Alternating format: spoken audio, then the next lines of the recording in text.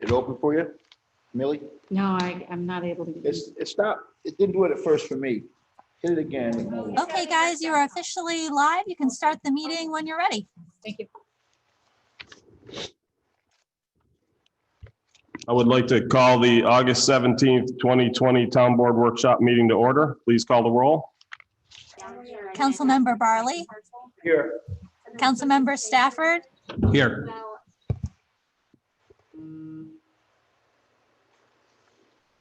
sorry, I was getting some double audio. I needed to fix it. Councilmember Safranik, Here. Councilmember Bolsner, Here. Supervisor Schultz. Here. Please rise for the Pledge of Allegiance. I pledge allegiance to the flag of the United States of America and to the republic for which it stands, one nation, under God, indivisible, with liberty and justice for all.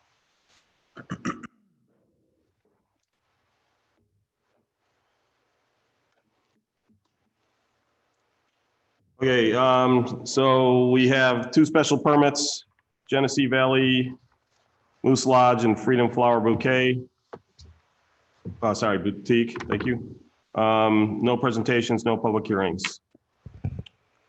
So first up, we have, strange. We have the, consider authorizing the expenditure for trial town constable like program. I know Don doesn't like the term. If he's got an alternative suggestion, I'm okay. I will entertain it. What's that? Rent a sheriff. Yes, please entitle it that. So I shared that same document with the sheriff's office. Got word back that they saw no major issues with it. They're sure their attorney is going to have something to say about the disciplinary portion. And we'll detail that, but again, the idea is that that's up to them. The one that I'm not sure, they may push back on whether we can say that a deputy can't be assigned to that task. I don't know, TBD. But I didn't, as I think I've explained before, when we've done, in the business world, when we look to put these, whether it's an agreement, partnership, something like that together, we find it's most productive to get everybody to agree on the terms and conditions and then hand over those full lists of terms and conditions to the lawyer to put into final contract form, rather than starting with the lawyers. Because when I have lawyers from both sides, it can confuse the process. So basically, I want to see, again, if you guys, the idea is that we would authorize this as the list of stuff that would then get put into an IMA. I know there was a question came back in terms of the starting time. That would depend on how fast it can get through the process, because in addition to requiring the town board approval, it also needs county legislature approval. So I really can't give you a hard starting time other than, we were hoping to start sometime this fall, basically run it for a month this fall. So if I had to guess, it would be most likely the month of October, assuming we can get the county ledge to move that quickly. Questions, comments? It's just my personal preference that it be after school started because of the issues with crossing guards. Right, so I can guarantee that it will be after school starts, because our first meeting to be able to approve the final IMA is September. So the trial period can't start until both us and the county legislature approves the IMA. So, Did we get any other IMAs that we were going to look at? I mean, I thought we were going to look at some of them prior. I don't believe I got it. I seem to think maybe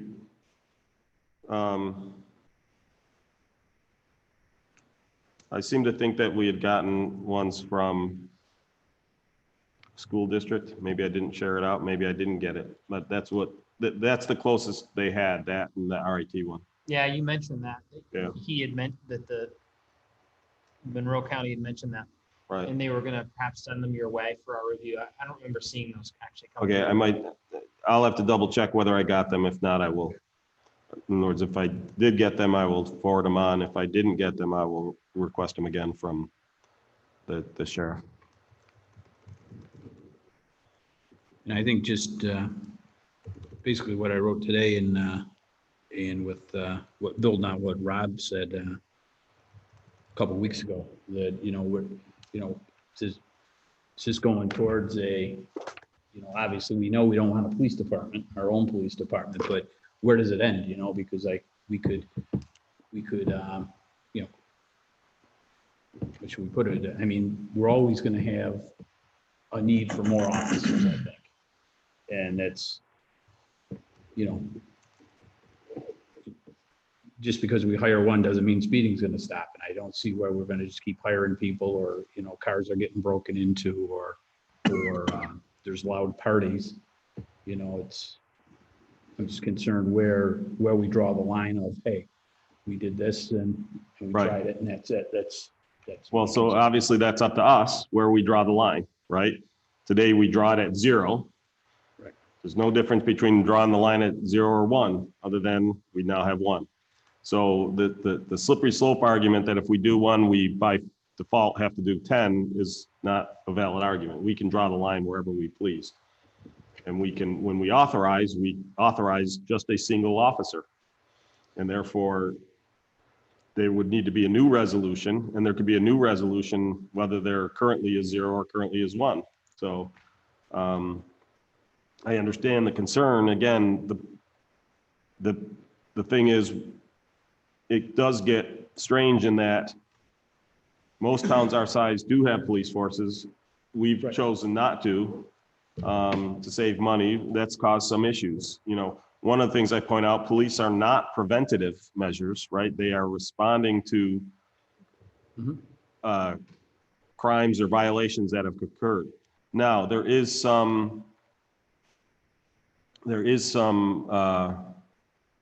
preventative byproduct, if you will. If people know they can get away with something, they're more likely to do it than if they know they're going to get caught.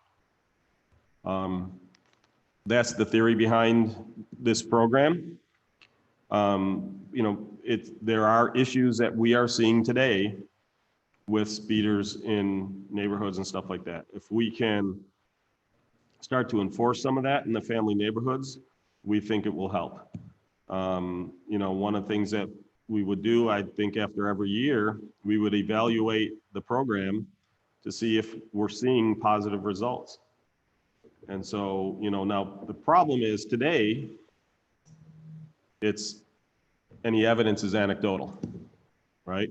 People saying they speed a lot. Now, we do have one gentleman on Calkins Road who bought his own radar gun and has been recording syncing it to his camera and recording people who go by speeding. So we have a little bit of data for that one location. That was until it got hit and run over. I think it was until someone stole it. Oh, I thought it got hit. Really? I thought it got hit. Maybe I didn't hear the whole story. I think it got stolen. So Not he noticed that. is firmly attaching it to something that would make it very difficult to take it with it. But the point being, a lot of it will be perception. There's no question, because we don't have a hard way to measure it today.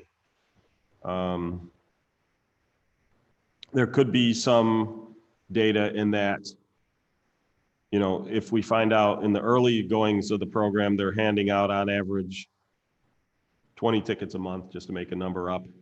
And later on in the program, that drops to 10 tickets per month. That would say to me that, yeah, we've seen some progress because there's fewer people speeding through the neighborhoods. Maybe, maybe Go ahead. not. I guess my concern is budget. We're in a pandemic. I don't know what our revenues are going to be for the next couple of quarters. They could be down, they could be up. And any spending right now, I'm concerned about. I don't have a problem with sheriffs doing their job. But I do have a problem with spending money right now when I don't know what the future is for what we're doing here. And I'm really concerned about our tax levy. That's what I'm really Right. concerned about, you know? So in this case, we would be spending $9,000. And, you know, we had planned to do something this year. So from a budget standpoint, I'm not overly concerned about it. You know, in terms of where we are fiscally, first quarter we were up, second quarter we were down. Second quarter, which should be the worst quarter in history, if you will, was down 30%. Overall, because it was down, but that wasn't 30% from budget. That was 30% down from the same quarter the previous year. Right. In terms of our budget, we're not that far off because again, the first quarter was up. If we assume that the next two quarters are going to be down 20%, that means overall we would have to reduce spending by 10%. So that's one of the things that we're looking at. I don't think they'll be down 20%. And I shouldn't even say we have to reduce spending by 10%. We have to reduce our spending to account for 10% of the revenue that comes in from sales tax, because mortgage tax hasn't slowed down. Okay. From what we've seen, at least the housing market certainly hasn't slowed down. The property tax revenue was already in. Whereas the second quarter did have a drop in permits and fees and stuff like that. You're seeing that's kind of being made up for right now because there's a ton of stuff in the works, including a number of big projects. So the one that is still off is the recreation budget. But at the same time, you know, for a lot of those programs, the first 70, 80% goes towards the cost of those programs. So I don't have the cost. Yeah, I'm losing all the revenue, but I'm also losing all the costs associated with most of those programs.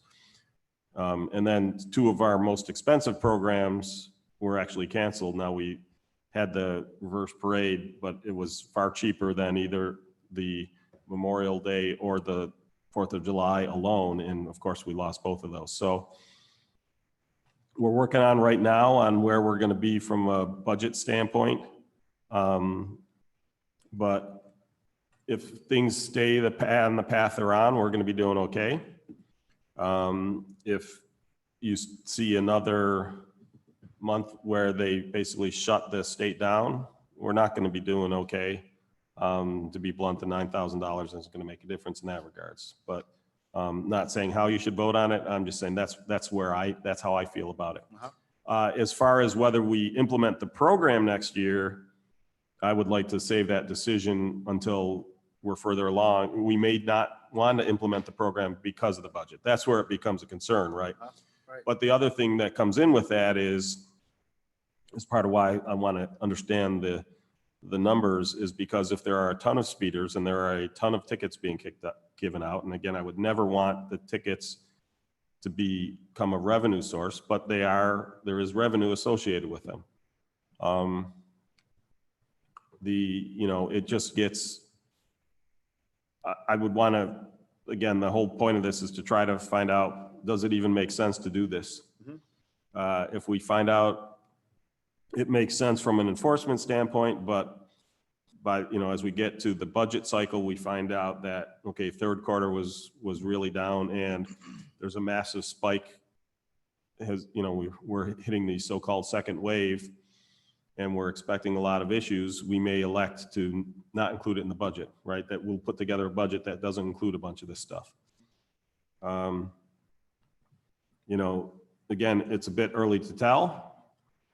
But we've already canceled a bunch of major expenditures from things from the general fund that were kind of in the works. So I'm not that worried about it from a budgetary standpoint. Again, other than when it comes time to put together next year's budget, I'd want to take a look at what it looks like.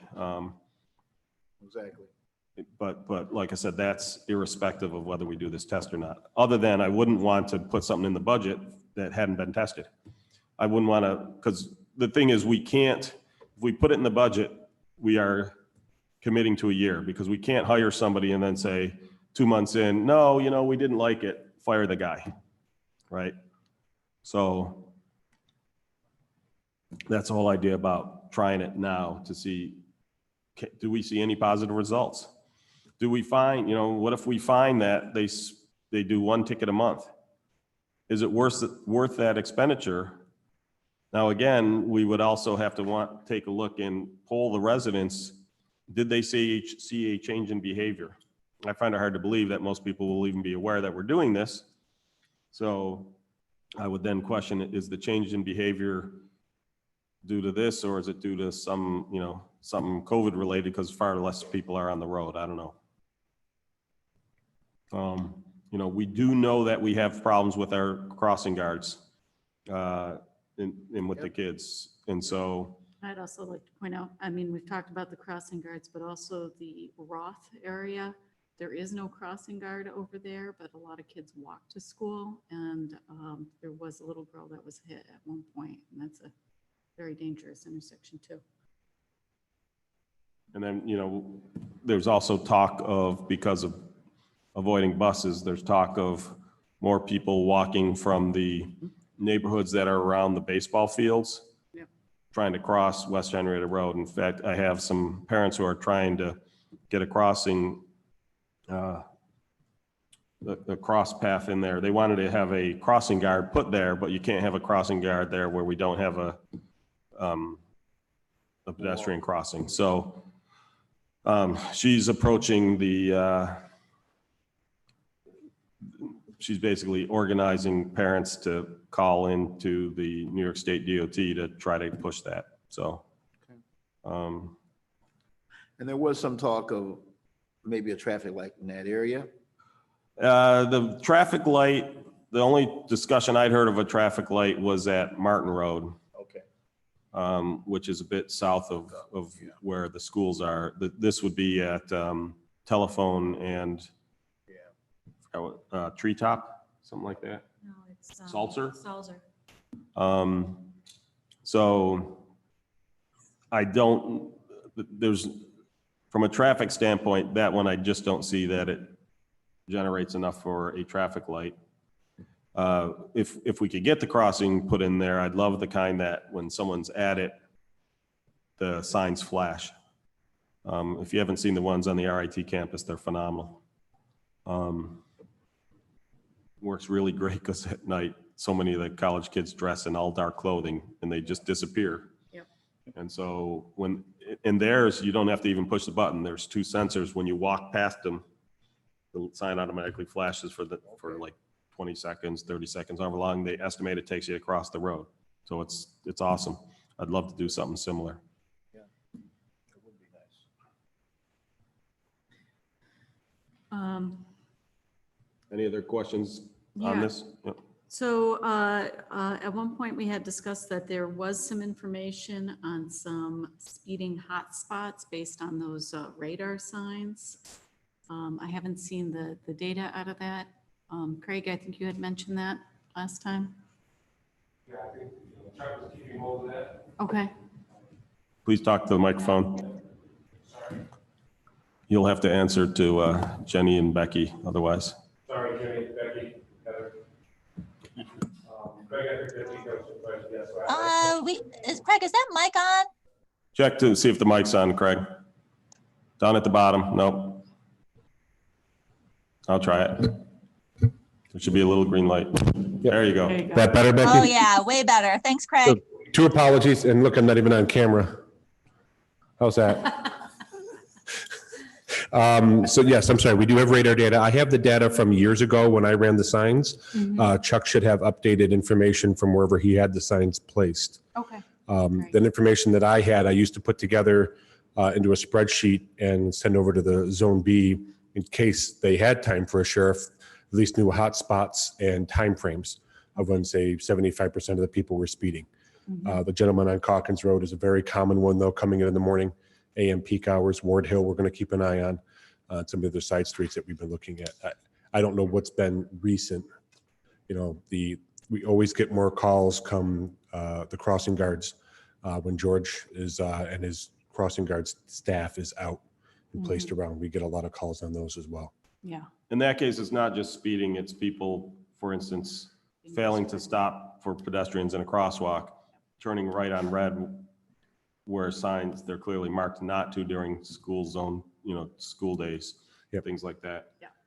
But Yep. it's also speeding as well, but Yeah, George had somebody at 75 at the Pinnacle Road Elementary School. Yeah, I live on Pinnacle. I take my kids to school. I see it all the time. Yep. So no, I can certainly get you what I have, and I apologize if I missed on something, but we'll get an email to Chuck for anything else recent. He'll be back, I think, Wednesday for a day or two from vacation. Yep. And I can see what's in the highway file. Okay, All right, thank you. thank you. any other questions? I don't really have an issue with the temporary trial program. Mhm. I think it's always good to have solid data in order to make informed decisions. I would be concerned about anything long-term in terms of significant legacy costs. I mean, 9,000, that's just for 1 month. That would be extended out across the course of, Yeah, if I remember correctly, the number that sticks in my head is 138K. yeah, 112 hours. yeah, and that Or would that's, be, that's for that's for the full, yeah. and that's for full time. So part of the thing that going on in the trial period, because we're not hiring someone additional, we're paying time and a half.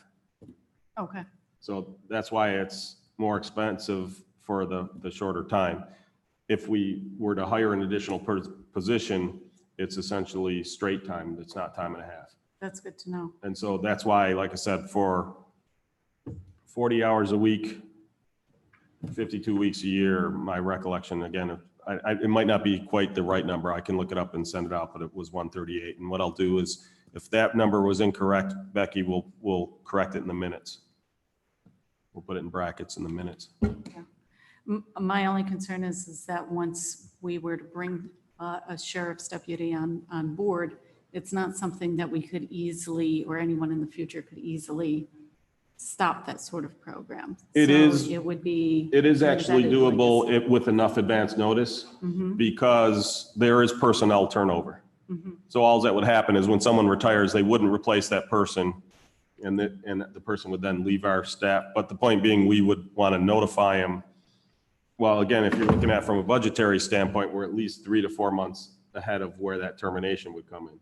So we would just basically say the next time somebody retires or quits, don't replace them because we're going to be downsizing. We just couldn't do it like that. And again, what I'd have a problem with is doing it, I'd want to commit to at least a year. Okay. But beyond that, again, it is downsizable because there is turnover. People retire, people move on to other jobs, so. It's just not something you could do immediately. Other questions, comments? Number 4, so that would be calling for a public hearing to change for a local law to set the residency requirements. One of the questions was who does have and doesn't have requirements. Basically, all officers and directors under New York State town law have a residency requirement. For a lot of them, we've lifted. In some places, you can find them in the code. In other places, you have to go to the minutes because it wasn't always a local law that did the change. And even the ones that we did a local law, they're sprinkled throughout the code. So like the stuff for the building inspector and fire marshal is in the section on the fire. I don't remember which one it was in. It's in one or the other, and it covers both. And part of that was because at the time, it was the same individual who was the lead building inspector and fire marshal. And so, we did the one for marriage officer just recently. We did, it's just, I'd like it to all be in one place. And one of the things we have definitely found in recent job searches is we've had to lift those requirements on some of them because it's just harder to find people who are willing to take those jobs. It's, for whatever reason, it's getting harder to find qualified people who want to go into civil service. So, And do we ask the people if they're willing to move here, or we just assume that they're not? I mean, is that question put out if somebody applies for the job? Is a portion of applying for the job understanding that you have to live in the town?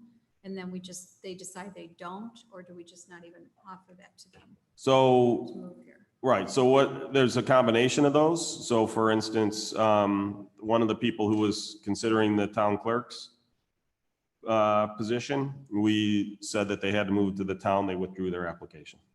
They liked their house. They're in Monroe County. They weren't interested in moving. Their kids are going to the school there. And the thing that I'm not a fan of doing is doing it on an individual basis. In that, because to Mike Stafford's point, if I'm going to then waive it for the person who comes in and doesn't want to move to the town, how many candidates didn't apply because they weren't interested in moving to the Right. town, Well, it needs to be right? clear. So I'd rather do it ahead of time and be consistent about it than I would to do it on a per person basis, because to me that's not fair to the candidates who basically self-edit themselves out, you know. But for instance, one of the candidates for the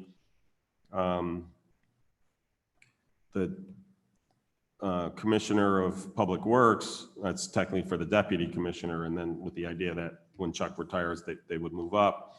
They're from the southern tier. Obviously, they'd have to move. The question is, do they have to find a house in Henrietta, which isn't easy to do right now, or can they find a house somewhere within 15 miles of Henrietta? So we do have the 15-mile. We do have that for, if you read the code, there were two different categories, those who have an on-call response and those who do not. Now, one of the things that we should talk about in response to that is for those who had an on-call, it was Monroe County or 15-mile response. We could just make it 15-mile radius because, you know, if you go up into Clarkson, that's 30 miles away, probably a 45-minute to an hour drive. It's still Monroe County, but it's a long ways away. So, you know, it did break out which of the jobs have that on-call. One of the things is the 15-mile radius. If we did the 15-mile radius, and I picked it for this reason in case we did decide to go that way, for those who currently, so for instance, the building inspector, the thing was waived, he lives in Spencerport. That is within the Yeah, radius. that's within 15 miles. So we wouldn't be forcing anybody who's currently in the job to move. Right.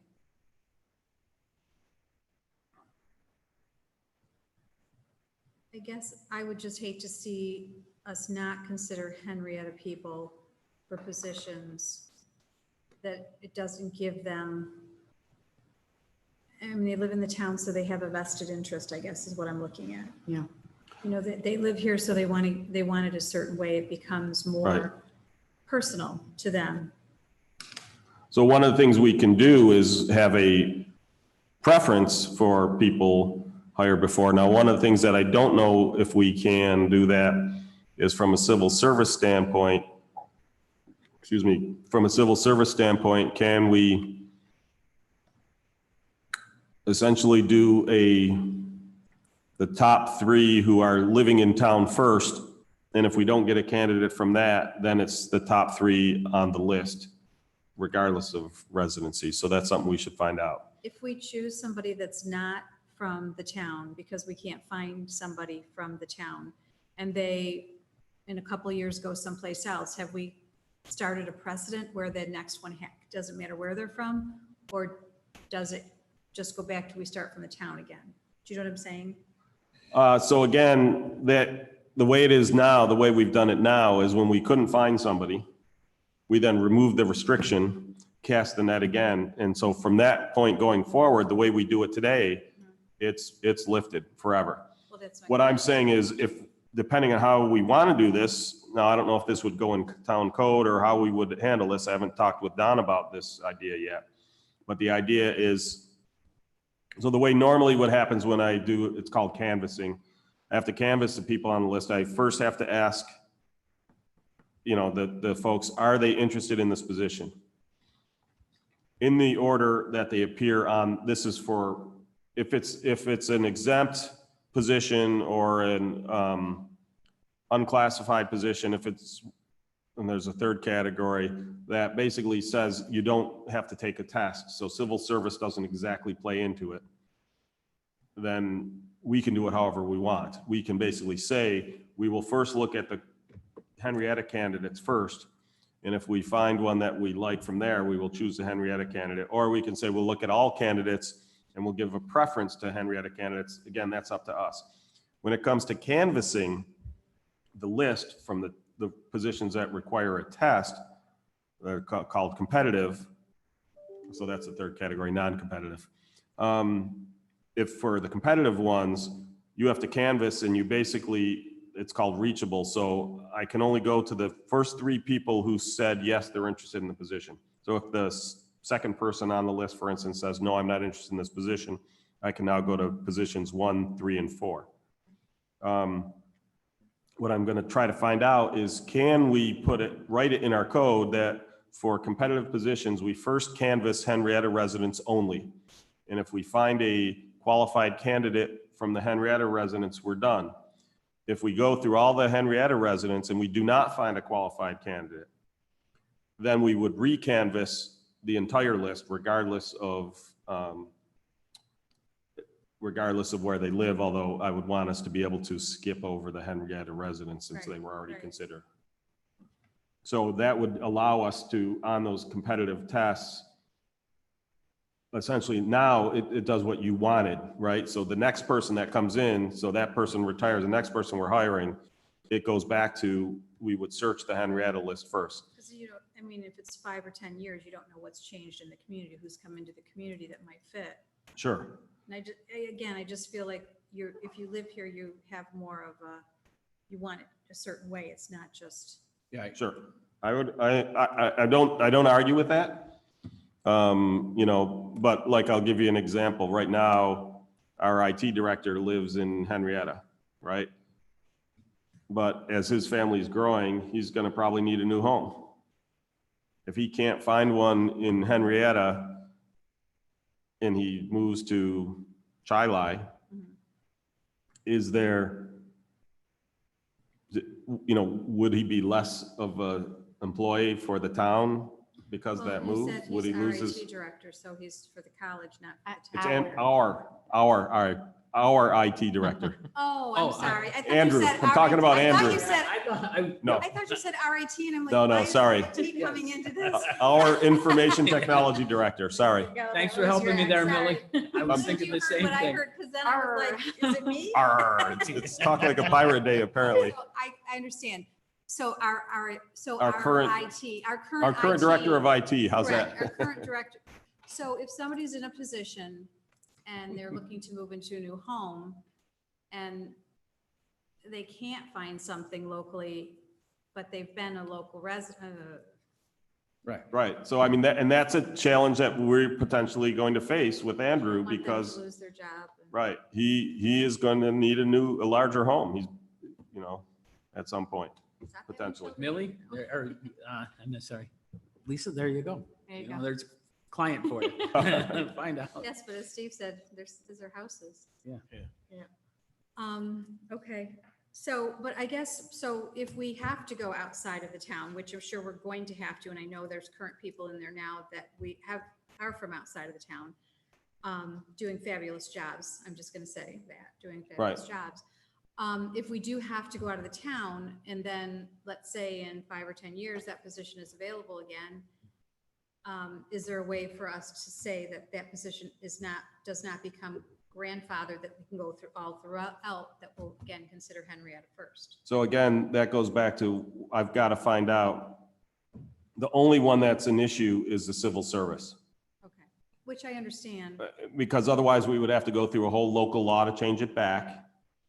And then if we couldn't find someone, we'd have to do a local law to immediately change it back the other way. If from civil service, they'll allow us to do the, all right, team, Allison, you guys got me saying that. That they'll allow us to do the Henrietta search first, canvas first, then, so that's what basically happens today. So like Andrew hasn't been able to take the test because they haven't offered it because of COVID, right? When it takes the test, for him to keep his job, he has to be one of the top 3 scores because it's a competitive position. Normally, I wouldn't have a worry about that, except in talking to the last person who took the test, there were questions about MS-DOS on there. There was questions about PCATs and which floppy drive is the A drive, and you know, what's the hard drive is C drive, and that type of stuff. Andrew's too young. Exactly. Civil service. I know the professors tests were so ancient, they were so dated. So, you know, she was saying that it's ridiculous because it doesn't test the knowledge you need today. And so my point being, because right now the Henrietta requirement is on there, he just has to be one of the top 3 scores in Henrietta. Okay. I want to mention something here, though, just to clarify. You're talking about 2 distinct but related issues. One issue is eligibility. So that's the issue the law addresses, is whether whether and to what extent we have a residency requirement for eligibility. The second related but distinct issue is the selection process itself. Once you have your group of eligible candidates, on what basis do you make this selection? That's a totally, in the law at least, it's a distinct issue. Right. And so this law here, I know they're related, and that's why we're talking about them both, but this law here only deals with the residency issue in terms of what is the universe of areas you can pull your potential Right. candidates from. Then the selection process itself is a separate issue. So in terms of whether we can use as criteria, you know, where somebody lives, once we lift or change the residence requirement, whether we can use that piece of information or not, and to what extent we can use it is a separate issue. And I'm not sure what civil service would say about that. Yeah, I don't know that either. Yeah. That's why I'm saying, you know, in terms of in our hiring process, if we write the position that it is beneficial to live in town, then my understanding is for the non-competitive, exempt ones, those type of things, although exempt is generally for people who are in elected positions, in which case you can't waive it anyways, because they have to be part of all the elected positions, all the regulatory boards, all those positions, the residency requirement still holds. So for the non-competitive and the unclassified, they basically, as long as we are not violating any kind of EEOC type of, or EOE, I guess it is, sorry, EOE type of requirement, then we ought to be able to put the stuff on there. What civil service typically will want to see is that our job description includes that, right? Now, the one place that I not clear on, and this is what we'll have to get answers, has to do with, again, the competitive ones where I have to canvass. So what happens today, they do base it off of that requirement. I don't know if there's something else they can base it off of. And so, you know, what a lot of towns, there's no question, there's a lot of towns that will toggle the requirement Right. based off, I've got somebody in town that I really want to have the job. And so if I make it town only, then I can ignore all the other people who might have scored higher.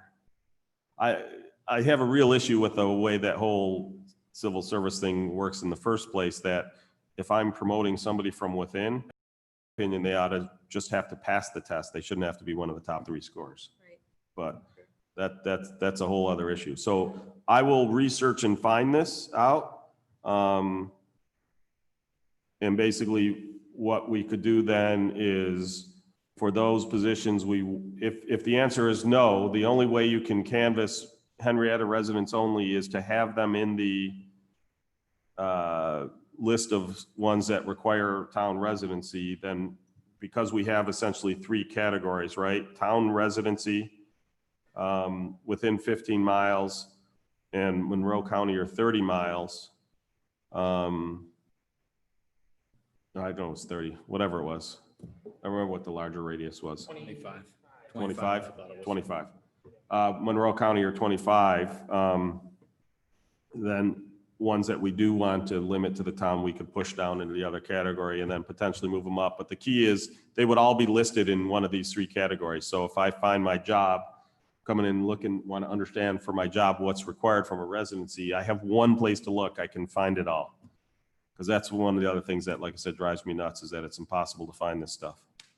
Right, so to understand, and back to Lisa's original point, is that some of the positions, it seems like it would make sense that we would really want to pull from residents within Henrietta. For example, superintendent of highways. That is historically, in many other towns, it's an elected position. And it would seem like that would make sense that you would want to have superintendent of highways, a resident of the town, Parks and Recreation Director, those kinds of ones that Sure. would have an invested interest. So I will point out that the last Parks and Recreation Department was not a resident of the town. Or I'm not, sorry, not the last one. The previous one. The previous superintendent of highway was not a resident of the town either. So they've waived them for those positions in the past. I guess it was just Parks before it was Parks and Rec. So is there a way to tell us, I'm looking at this residency requirements for town officers without on-call components. Yeah. Are any of these people do any of our people reside in Henrietta's? I mean, can we? A bunch do. We could figure that out. It's just, it's all over the code. And I will, so again, going back to one of the candidates that currently is on for superintendent of highways, current employee in town, he doesn't live in town. Our road foreman does not, my understanding, he does not live in town. I can verify that, but What's his name? Tim Lessing. Yeah, he's in Honeywire or something. Yeah. I mean, I know there's quite a few people in town positions that live in town, but I also think there's quite a few that don't. Correct. Road foreman doesn't have a residency required. That's not considered an officer, but obviously if he promotes from there to superintendent of highways, it does make a difference. But like I said, the previous acting superintendent of highways was a town resident. But my understanding is the person before him, it was waived. So, right, Craig is nodding his head in agreement. So that's the thing, it's been all over the board. And we don't have, so it's not like saying there's a book that says that they have to live here, they have to live here, they have to live here, they have to live here, they have to live here. This is 15 miles outside. let me say, the book is, they all have to live here. Okay. Unless in the past, it was passed a resolution. More recently, it's passed a local law. And so that's the problem is the ones that were passed by, so for instance, the conversion from, some of it also covers by default superintendents of highways and town clerks are elected positions. Mhm. We converted the town clerk, I think it was something like 1938. I don't know if it was, but it was a long time ago and it's nowhere you find it in our code. And the only reason we found it is because Becky doesn't like to leave a question unanswered. And so she dug it up. It was done by a permissive resolution, which is what it calls for in the, permissive referendum which is what it calls for in the New York State town law. But because it's not a local law, you have to find it to be a minutes. So that's my point is there's a bunch of these that we've already waived the residency requirement for it, but they're in various portions of the town code. Not all of them are in the town code. I want to collect all of that stuff in one location. That is one of the things that I think I would like to, Don, if we could pull up in there that the two that have been converted from elected positions to appointed positions, we ought to just have a section in there that says that. And if we want to include the dates, I can get you the dates as to when that actually passed. But I would like to have that in there because again, if somebody asks, it's really tough to find that stuff out.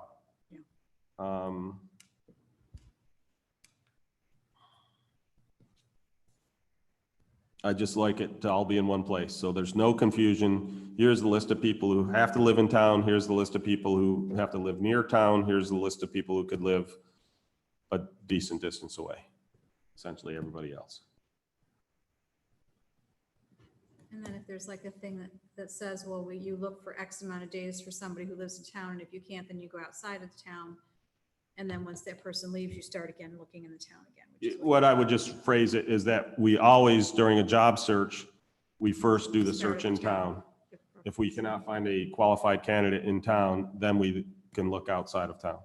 I just want to make sure that it's not grandfathered in, that once it's changed, or I don't even know if grandfathered in is the right word, but you know, Again, that is how it is today. So right now, when we were hiring building inspector and when we assistant building inspector and we were hiring fire marshal, the search was across the county. And even then it was difficult. right, You know, like I said, it's just, right. there's, in a lot of the positions, there's just fewer and fewer people going into those jobs for whatever reason. And then again, consider, we're talking about two separate but related issues, eligibility Right. versus selection criteria. And Right. one easy way to demonstrate the distinction there is somebody who's already here, who is a town resident now, who then moves out of town. In that case, if we change the eligibility requirements, they can live in Monroe County instead of just the town, Mhm. then the selection criteria never comes up because the person's already in the position, Right. right? So they're just moving, we don't ever touch that second issue in that case. But if we don't change the eligibility requirements, then somebody who's an officer now, who moves out of town, now can no longer hold that position. Right, I mean, we want good people for the town, and that's kind of what I said, is we still want good people for the town.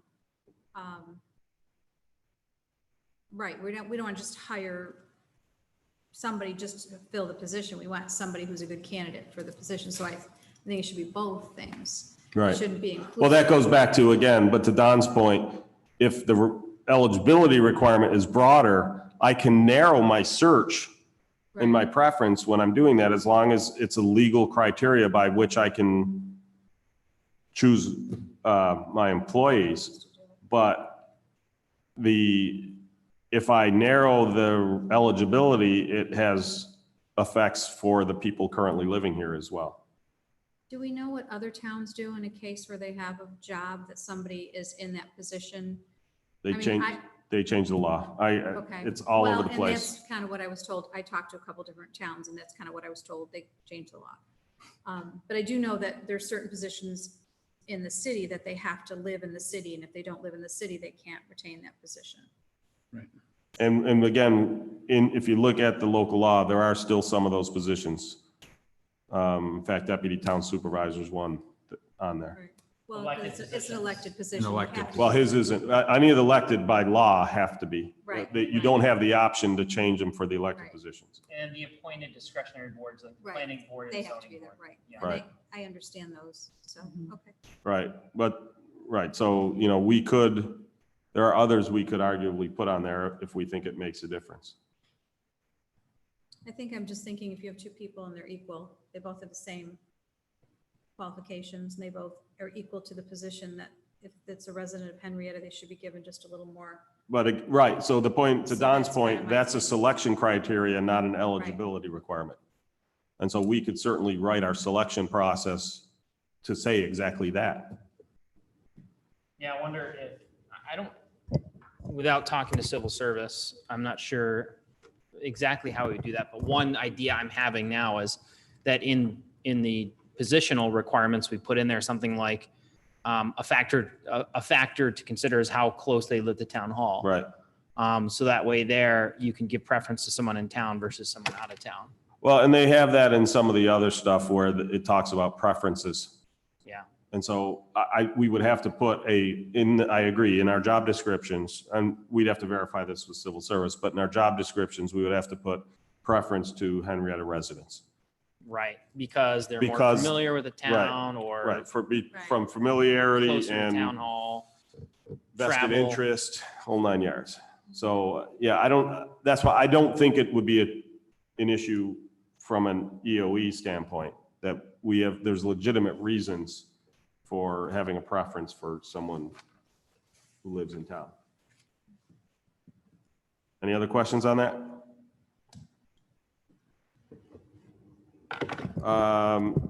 We've got 2 declaring lead intents. One is for Riverton Parcel E.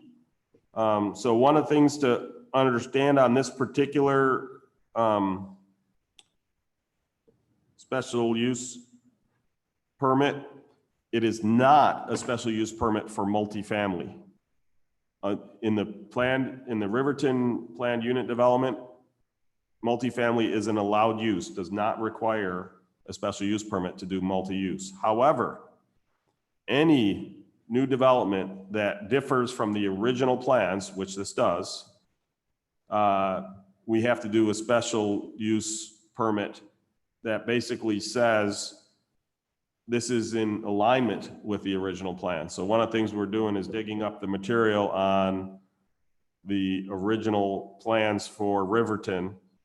And they're basically, I've instructed the developer that those are the things that they're going to have to address in their presentation to us, is why are they in alignment with the planned unit development? Now, if you look at Riverton, it absolutely called for multifamily, it absolutely called for single family, a whole bunch of stuff. In terms of the ratio from the original, it's actually light on multifamily. There was an original plans called for a greater number of multifamily. So it's kind of hard pressed to say, well, like I said, I don't want to bias your stuff. That's my point, is that's the criteria by which you're judging. With that said, we're also doing a seeker requirement. And what we've discussed in terms of who has the lead agency on stuff from a seeker standpoint, whether it's us or the planning board, if it's a special use permit that requires the process to even move forward, then it should be the town board that takes lead agency. If not, it should be the planning board that takes lead agency. So in this particular case, I don't remember if it met the type 1 action or not, but because of the Riverton stuff, because of the special use permit and stuff, we told them we wanted it to be the fully EAF form, or I don't know if it's fully EAF form, but the point is coordinated response. So they submitted the application, they filled out the form. We're not considering that form at this time. We've got basically between now and it'll be the second meeting in September. Will be by the time we have to decide. So there's a lot of time between now and then to review this, but we want to get the 30-day clocks ticking now. So just to clarify, the presentation and all of the additional information will be coming in September, but on Correct. Wednesday, we're going to be voting on whether to take lead agency for seeker. Yeah, just to declare our intent to be lead agency. That gives all the other involved or interested agencies 30 days to say, no, I should be lead agency, no, I should be lead agency, or I want to be a co-lead or whatever. Okay. It's just, that's all it is. And then at the end of those 30 days, again, there'll be a presentation probably at the next workshop. We'll probably have them come in. And then the vote will actually take place on the second meeting in September, because it has to be 30 days, beyond 30 days from now. But that's just to accept lead agency. In other words, to say, okay, we're doing seeker. Right, Then we actually get to do the seeker. right. Yeah. That's what I'm saying. So my point is, the earliest we could do the seeker is in September, Right. the second meeting in September. I don't know, typically these developers want to move fast. It's going to be important for them to show us the original proposal versus what it is that they're doing today. And I would even say, show us the original seeker versus how have things changed, Right. because we're working off of sort of a pre-existing How project. long has seeker been around? Oh, I think since, gosh, I'd have to look. I want to say the 70s, but I'm not. Yeah, it'll be close, because I'm not Riverton's 100% old. sure. Yeah. Yeah, I was actually at the groundbreaking for Riverton, so I remember it. My mother was pregnant with my baby sister, who's now 40, I think she's 48 years old. So, Right. yeah. So it was 72-ish? It's a long time ago. Yeah. That was my, yeah, so, yeah, Craig verified it was 72. Well, this was 75. Seeker came to, I just looked it up. It's 1975. So it was pre-seeker. Yeah, it So sounds much like for it. that idea. But like I said, we're trying to pull together the minutes from the hearing and so we've got the proposal. We're trying to get the discussions that took place at that time, in case the board said, well, we want to make sure there aren't any this, right? Any other questions on that one? The second one For the is, oh, sorry, go ahead. I heard someone I'm sorry, online. for the record, Mr. Supervisor, this is Chris Martin, Director of Engineering and Planning. It is an unlisted action, but they did submit a full environmental assessment form. Okay, thank you. That's it. And that was for Riverton? Chris, were you? That's speaking correct. for Riverton? But also, See it. I was speaking for Riverton, but it was also for the next one as well. They Okay. have a full environmental assessment form, and we believe that's an unlisted action, but we just got it in, so we're still evaluating. Right. So again, same thing on the next one was declared be lead intent, it's Burger King Restaurant Plus. So this is what was the Helping property. It's south and west of Wendy's on the corner of Lehigh Station Road and West Henrietta Road. There's a dilapidated old building on West Henrietta Road that would come down, but the property itself wraps around Wendy's and has frontage on Lehigh Station Road as well. Is it next to the diner there, though they used it as a church? It's in between Wendy's and Bible Way. Okay. There's a dilapidated old white building there. So to answer what I think Mike's question was, we believe that Burger King has decided to move from where they currently have approval on Kenneth Drive Next to Wendy's. to next to Wendy's. So they'll be in You- between you- Wendy's and you knew where the McDonald's. question was coming from Yeah, before I even had. Because I asked the same thing too. Right, I was just about to say, they're building two of them across the street from each other, basically. But they're No. not gonna build on, Our understanding is they would be building here instead. They wouldn't be building two that close to each other. They're For gonna be like some a reason- Traffic jam at lunchtime. Do we want Wendy's? Do we want Yeah. McDonald's? Do we want Burger King? I've never understood that, why they all want to be next to each other, but they do. I would think you'd want to be closer to the expressway Yeah, exit, you would, but that's just me. because especially if you're coming right off it, Right. you can see it right there. I'm not a marketing guy. Steve, are these the same folks that own the old Burger King on West Henrietta Road? I don't know if they're the same franchise, but we did address that to Donahoe Management, and what he said is all franchises go through the same Burger King management, so they are very much aware of where the other ones are. So in other words, if Burger King didn't want, because typically in a franchise agreement, you have some protection against a second store coming in right next door. Right, so that So one's closed. Right. No, that one is closed. And we've never gotten the full answer whether it's the same franchisee of the one that's closed that's going to be at this one. But the point being, in terms of, because I asked that question, there would be too close together. If Burger King did not want to have, so from our understanding, it's replacing. But if it wasn't replacing, that would be up to Burger King as to whether they would allow that or not. And this Um, was the Burger King that was gonna go next to Taco Bell, right? Correct. Now, the question, I remember when when Taco Bell was here we asked if they were closing the other one and they said no. I thought we asked about Burger King too. But then since, I'm not sure if the other one closed since or before that. I think the other one had actually closed just Okay. before, but I'm not positive on that. If- But the Taco Bell made it clear that it was in addition to, whereas our understanding was the Burger King was instead of. If these are the same folks, I'd like to know what's going on with their old one because it went by there the other day and it's starting to look pretty rough.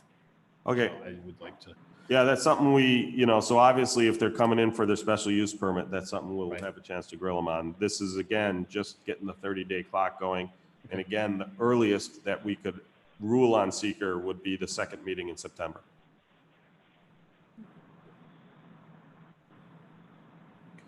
Any other questions on that? And I will try to get as much information ahead of time as I can regarding that Burger King question. Because in the last one, Burger King was the tag along. Right. So the people there present were from Taco Bell. But on this one, Burger King is the lead. Now, again, part of the reason that, to Chris's point, this is an unlisted action, but we wanted to do a coordinated review because it's at a busy intersection. Because if, as you'll see in their site plan, there's potentially 2 quick service restaurants and a couple retail stores on Lehigh Station Road. From a traffic impact standpoint, it's the same thing we did with the Taco Bell, same thing we did with Chick-fil-A, any of the ones that we see a potential traffic issue, whether seeker calls for a traffic study or not. We know that the state and or county is going to call for one here. But the point is, when it's that, we would prefer there be a coordinated review. It just seems like it's gonna be a traffic jam. It's already tough to get in there. And that's one of the things that they're asking for, the county's asking for, and that's one of those that I don't know that we can force them to do it, but boy, if both parties agree to it, would be great. They want to close the Wendy's Lehigh Station Road entrance and only open it up. So if you, again, you guys haven't seen the plans yet, and they're really preliminary, but the idea was they were going to have an access road to the west of Wendy's. So Lehigh, the county DOT, which is who controls that section of Lehigh Station Road, because from west of West Henrietta Road, it turns into a county road. They would prefer to close the Wendy's entrance and have the access. Now, one of the things that the developer is doing that I do like is he is approaching Wendy's to see if they want to essentially buy a portion of this lot in order to expand and improve their entrances because of that. And so I do like that he's doing that because it, potentially improves the current situation. And that would be instead of a second, so there was the Burger King and there was potentially a second small QSR, a quick service restaurant. He would replace that with an expanded Wendy's, which would then allow them, because they're now part of that plaza, they could do a plaza entrance and get rid of, so like the Wendy's West Henrietta Road entrance is right in, right out. And it is a problem with people coming through the intersection, hitting the brakes hard to make that right turn in. To get that extra 50 feet, 60 feet before you have to turn into the entrance would be beneficial. One of the things we're trying to do, though, is if they do that, we want to avoid, there's some really gorgeous old growth trees right along that property line. We're seeing, is there a way to redesign it so that those trees could stay? So one of the things potentially, so for instance, if they went to a double drive-through line to improve their drive-through, the way they could achieve that, currently there's parking spaces there. They could put the drive-through right where the parking spaces are and put the parking lot on the other side of the old growth trees. We're working with the developer to, as much as possible, try to save those old growth trees because they are very nice looking, and it would take 50 years to get trees looking like that again. So, but that's where it's at. But again, this is just to declare the intent to be lead agency because, as we see on ones like this, we think it's important that it be a coordinated review just because there's potentially, there are some potential impacts, and we want to make sure. One of the advantages we have with that is in the special use permit, we can put stipulations that mitigate the issues from seeker, which is why, again, if it's a special use permit that's necessary to operate the facility, it makes sense for us to be lead agent. Does that make sense? Number 7, consider authorizing funds for increased cost to the Henrietta Public Library and Recreation Center landscaping project to install a water feature. So for those, you hear us talk about the Pooh Stick Bridge, and this is the bridge. There's an existing drainage swale and stormwater runoff system there that the sidewalk would have to go over. And so when we were looking at what we could do with the bridge, we got together a bunch of the creative people, and our library director, Adrian, put forth the idea of the bridge from the original Winnie the Pooh stories. They are, the reason it's key that it's from the original stories is they are public domain. If you use the Walt Disney versions, we would have to pay Walt Disney royalties. So we then got together a team of folks from the DPW and myself and Craig, a couple others, and we basically figured out how we could actually build the thing. And one of the things that we always envisioned with this thing underneath was, could we, well, I won't say always envisioned, once we had the idea of the Pooh Stick Bridge, it's like, well, boy, it'd be great if it was over a creek. It's more of a drainage swale, it's only filled when it's raining, but we can change that by lining it with a rubber mat. It basically has a pump at the low end, would pump it back to the high end, so kids could actually be out there on the bridge racing Pooh Sticks. And so we felt that that was something worthwhile to do. Linda was looking at the budget and the funds, so the image is up on the screen for those who haven't seen it. There are still funds left in the library construction project. We came in under budget. And so the idea would be to task those funds to do those improvements. And so That's again, great news. the fund's already sitting there. And we thought it was worthwhile doing this, but obviously that call is yours, because we would be upping the not to exceed number for a contract that was board approved. We're not putting fish or anything in here, are we? I was not planning on putting fish in there. You know, if somebody, I don't know. They're tossing sticks and probably rocks in there. I That would know, probably so be someone bad. have to take care of it. and feed I them. agree. No, I was not envisioning fish, Just sticks. just sticks. Well, they make those little mechanical fish. There you go. There you go. Then we're gonna get into remote controls, and next There you thing, go. who knows what we're gonna have next run going through there. Race rubber ducks, I suppose. So that's what any questions on that one? Really cute. I can't wait to see it. So 8, no one asked for extended discussion on that one. So again, for those who recall, based off of the last discussion on how we were changing the meetings, there are some that are going into extended discussions. The normal introductory discussion that we have at the workshop is actually going to be done at the town board meeting.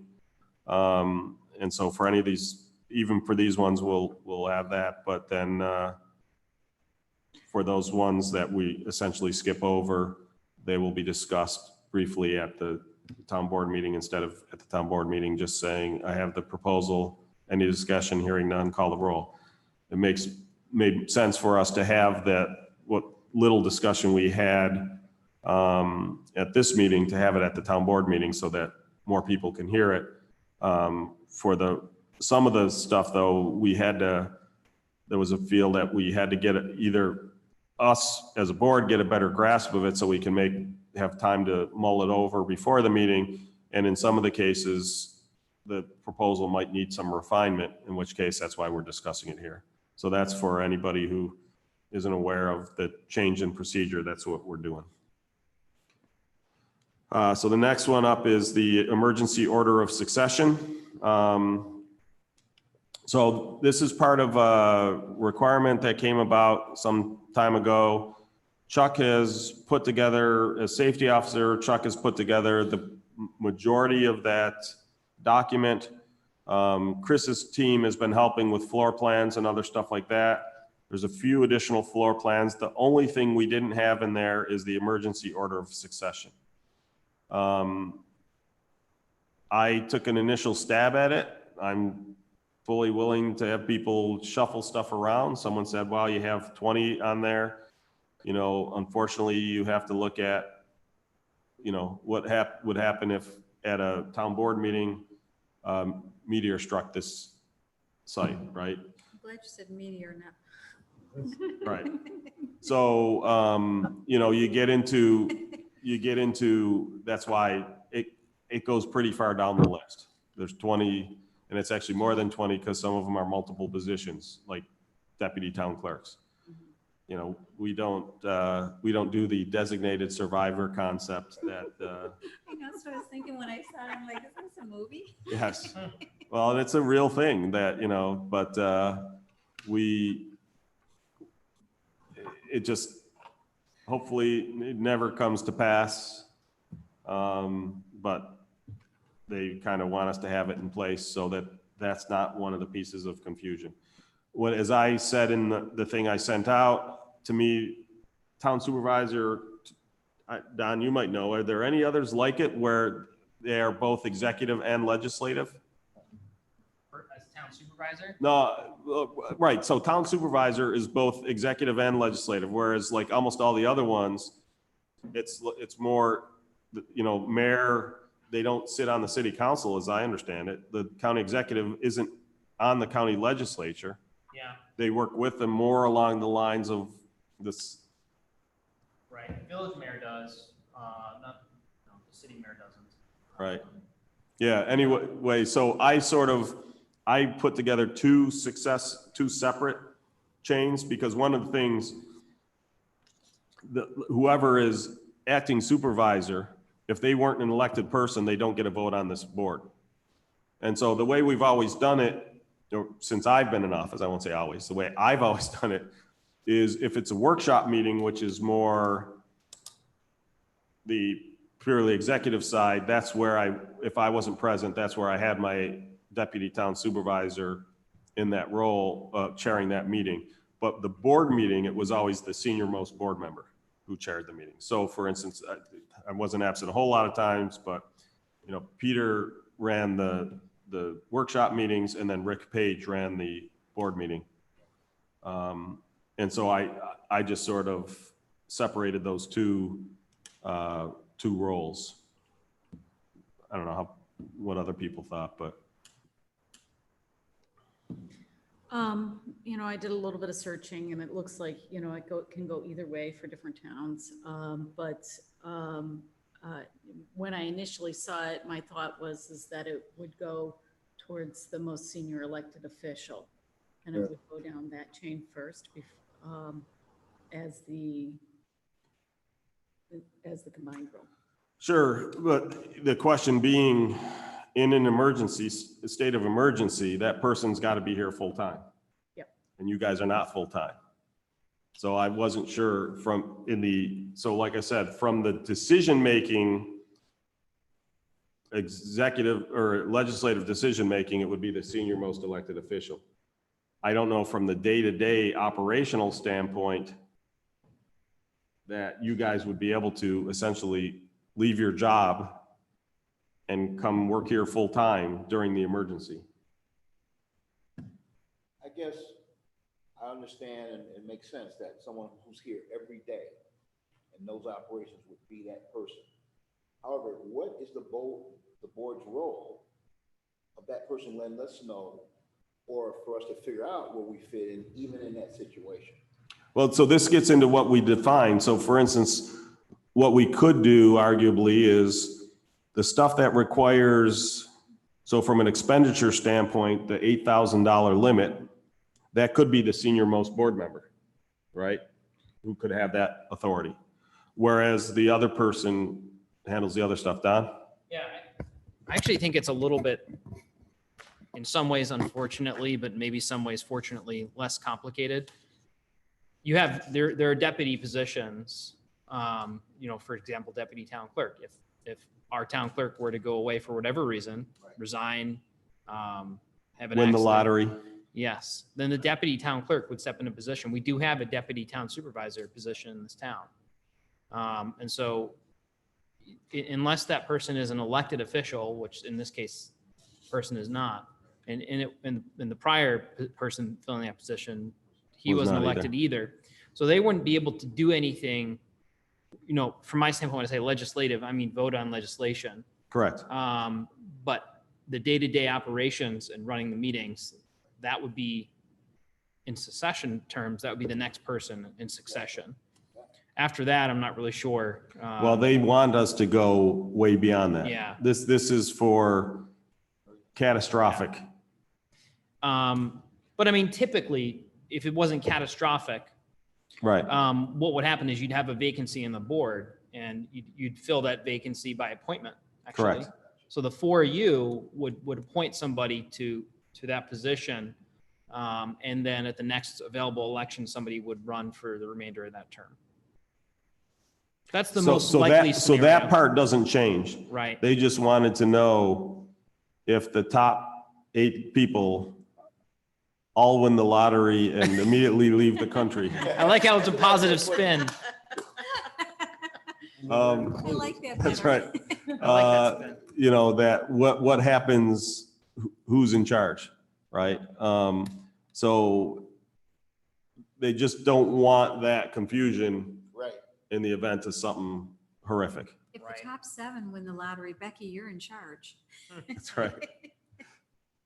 You won't be happy being in charge after all those people left with the lottery money. I'll regret not playing with the rest of them. That's right. So like I said, that's essentially, and so then it got into, some people asked, what's the order, because some of the order was, I won't lie, it's taken by current people in the position that I know some people, and this is why one of the things I said, if they're unavailable or unwilling, because there are certain people who prefer to be in a support role instead of a lead role and would prefer to stay that way. And then, part of it was looking at is from a logistical standpoint, and the other stuff that still has to be going on. And so I'm going to use town clerk as a perfect example of that. In some of the other positions, so like town clerk's one of those roles, the clerk role in that emergency situation, I think still needs to be there. And so you have an issue if the town clerk steps in the top role, then the deputy clerk can step into that role, that type of stuff. But for instance, and one only has to look at this pandemic, right? The only part of from the part of town hall that really kept partially open the entire time was the town clerk operation, right? There people aren't happy that the building department shut down for a while, or that the engineering and planning department shut down for a while. And that's not to say they weren't working internally, but in terms of access to the public, that was gone. That's why I sort of have those positions, those 2 directorships, that I can see that they could handle the logistics stuff ahead of the town clerk. Because again, I think of all the departments that has to stay operational from a public standpoint during that emergency, it's the town clerk. That's kind of my thinking on it. Some of it's also I was trying to take a stab at what I thought from a job standpoint, kind of more matches along the lines of what has to get done in an emergency. And so that's why I look at that, the deputy town supervisor and the commissioner of public works essentially both do that same kind of, when you really think about it from most of the stuff from a coordination of that, it's going to be the DPW that's going to be doing a lot of that stuff, right? It's road closures, or if it was a meteor strike, right? That repairing the giant pothole, that kind of stuff. So, just again, as you try to imagine what it could potentially be and what that role would be temporarily, that's how we would go with that. It's not in succession. I don't know that that's the right term. It's more acting. This is during the emergency, right? You then have the meeting, to Don's point. If there's a vacancy, I now appoint the replacement of the vacancy. I now potentially hire but immediately after whatever the emergency happens, who's in charge? That's something that is important to understand, and if, God forbid, it ever happens. So this isn't necessarily, again, who would be in that role permanently. This is just during that time until such a point as we can replace somebody, what do we do? But if, all 5 of us want a trip to, our own private island with a $10 million, who does that appointment, right? That's one of the questions I didn't know. Right. If all 5 elected officials aren't around, who does the appointments to the board? What's the answer? Never heard of that happening before. That's the I thing. would love to see what would happen. $10 million on my own island. That's right. Yeah, I've never Right. been posed that hypothetical before Right. because it's extremely unlikely, but we can Right. look into it. I don't know, Tom Golisano has enough money to put it to the test. If you're listening, Tom, you're willing to give it a try here. Absolutely. We're all, for the sake of science, we're willing to all take $10 million on a private island. Yeah, we might be okay with that. But we're also dedicated that even if we got it, we would stay. That's right. I think what would happen is the town would have a special election Right. as soon as possible and elect a new board. And so again, that goes back to the person What most likely to happens- run that. That's your town clerk. Yeah, what happens in the next 45 days? That would be a nightmare. I know. Not gonna happen. We would all stay. There you go. We're not leaving. Rob's gonna. Maybe live when their forever. term's up, they'd leave. Okay. Any other questions on that? So again, on a couple of these things, like with the IMA, again, once we've agreed to the terms, that doesn't mean the program starts. We have to get when the IMA is fully through all the legal stuff, there will be another chance to, not a chance, but in other words, we'll have to either approve or deny that at that point. Same thing with this. When we put this all in together into that document, there's going to be an approve the whole document or not. But this was enough of a question mark. It's the one that Chuck couldn't really answer himself. I wanted to get your guys' input on that. So, I think that's it for our topics of additional discussion. Was the info only item 16? Yeah, I will get to that one in a second, but I'm Okay. just saying in terms of, so The we've ones got that we the had questions delinquent sewer bills, that's pretty standard. The retention and disposition schedule is pretty standard. These are things that we do every year. We've got, I will say, just to be Go clear, ahead. that the retention and disposition schedule isn't something we do every year. It's a revision to the MU1. It's a consolidation rather than having 4 different schedules for counties, municipal governments, education, and miscellaneous. It's all one big schedule that we're going to adopt because they just came out with it. okay. Just wanted to clarify. Thank you. Very much appreciate that.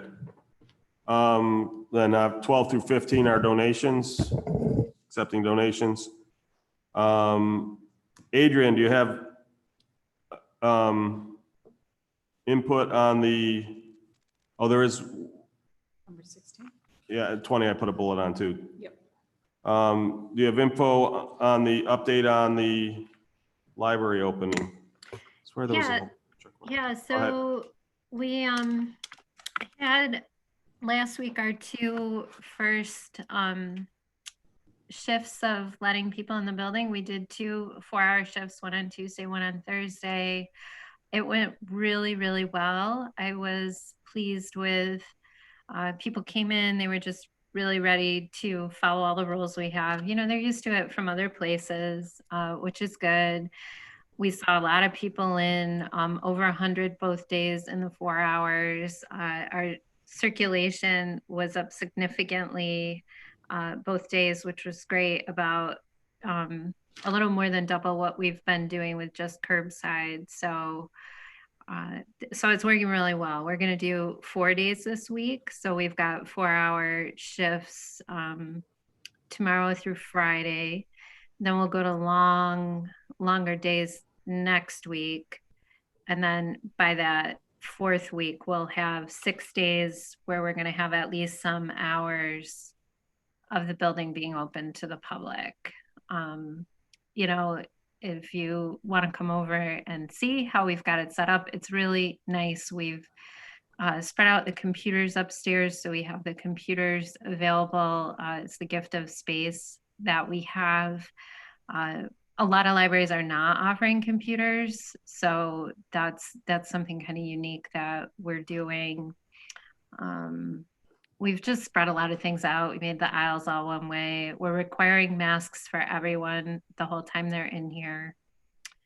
So that's how it's going. It is. I'm feeling really good about it right now. I know all the libraries that have let patrons in have had some issues with people who don't want to follow the guidelines. And I anticipate we'll have some of that, but most people are just thrilled to be in. So it's been great. Just out of curiosity, do you have any special plans what with the school district plans for mostly hybrid or remote education? There may be more young people and families that are looking for internet access and that sort of thing. I was just wondering if you'd made any special plans or preparation for that possibility. Not really. You know, we have such a robust, you know, program already with the tech. You know, we have really great Wi-Fi here so people can come in and use that. And really the computers being functional and available was the biggest hurdle there. We also have the printing available, which again, not all libraries are doing, but we were just really committed to finding a solution for that exact reason. And also all the folks who need to apply, you know, for various benefits, who are applying for jobs, you know, all that kind of stuff too. So it's going to be interesting to see how this moves forward. We have a few more machines we could put out if we can find a place for them. So we could possibly expand if we need to. I think we'll be all right. So it's going to be every week we try to figure out something else. That's been our plan through this whole thing, you know.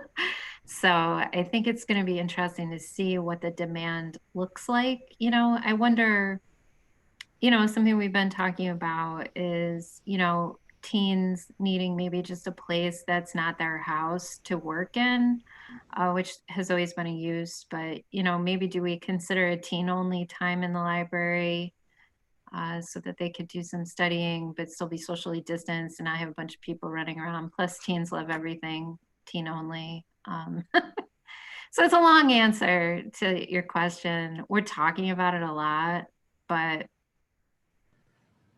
there's going to be a lot of need. Yeah, no, I really appreciate that. I've read somewhere that some libraries in some of the other states were putting socially distant, like picnic tables and things around outside so that people could use their Wi-Fi. Wi-Fi was on. I was just wondering if that was a possibility or anything. It sure is. You know, it's something we could look at. You can, depending on what device you have on a pretty tight perimeter around the building, you can get internet here. And we saw it through the whole, you know, through like April, May, we had lots of regular visitors using that.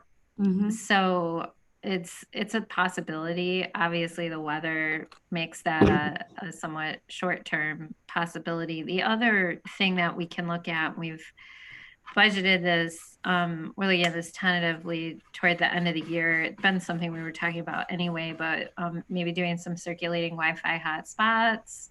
Oh, that would be great. The thing, Wi-Fi? yeah, the thing is that I know some of the libraries who have tried it in the area are not finding a ton of use. Really? So, yeah, so I'm curious. I don't know. I don't want to get them unless we're going to really use them. So I'm waiting Yeah. to see what kind of questions we get. Great, thank you. You're welcome. I know I was there last week on both days. Everything seemed to be going smoothly as usual for you over there. So congratulations and always doing a good job. Yeah, Mike's our most regular patron last week. Great, thank you so much. You're Are many welcome. other libraries open right now? Yeah, I'd say they all are kind of in some capacity, have some kind of letting people in the building at this point, more or less, depending on a lot of things. And a few aren't at all. Like East Rochester hasn't yet. I can't remember who else. It changes every week, so it's hard to keep track of, and it's all like foreign lands. So. Are you taking any donations of books? Well, we're discouraged. If they bring them in, we take them, but we're discouraging it because we have no real way to deal with them right now. Usually we have volunteers, the Friends of Foundation volunteers who handle all of that, but we can't even think about letting them back into their space until they go through all the safety training that everybody else has had to. So we're a little overloaded right now, but I'm hoping to get that going too. I know they are too. Not all of them will be able to come back in, but I know some of them want to. So. All right, thanks. You're welcome. Any other questions on that? Chuck is online, so if anybody had any other questions as far as what's in the that whole emergency plan, they're free to ask. I don't know if you guys had any specific questions about what the whole exercise is about. Just like an opportunity to see it at some point. Yep. Yeah, so what he'll probably do is we'll put together a draft that there'll be a couple missing diagrams. You know, some of it includes the emergency exit stuff that we're doing for the buildings, that kind of stuff. But so it won't be quite in finished form, but it'll be the majority of it. I don't know if you have anything you'd like to add, Chuck? No, not this time. I think once I get the draft out, they'll probably better understand what's going on. Okay. Thanks. So we've got, then obviously the fairly routine, the budget transfer, the personnel items, bills payable. The last thing was something that, as I was going through my things I had flagged for follow-up, I found one from the previous Friday. They'd sent me a, did we want to do proclaim support for Childhood Cancer Awareness Month? So I had asked them for 2 examples of what other folks had written. I don't know if this is a particular, I'm happy to write the resolution if this is of particular interest to one of you guys and one of you want to take the lead on it, that's fine by me too. But I didn't know if we wanted to add that to the agenda. So I added it to this agenda, but the point is, do we want to make that as part of the Wednesday's meeting? And do the Make it proclamation? part of the agenda. Yep. Is there anybody who wants to take a lead on it, or you want me to just put something together for us? Just you. Okay, happy to do it. Any other questions? Otherwise, can I get a motion to move to executive session to discuss 2 matters, one relating to employment of a specific employee and the others regarding current litigation? So moved. Second. Hearing no objections, we will now move to executive session. So again, we'll be moving to the meeting room A like in the past. And, you know, again, no decisions, just discussion. Thank you. Open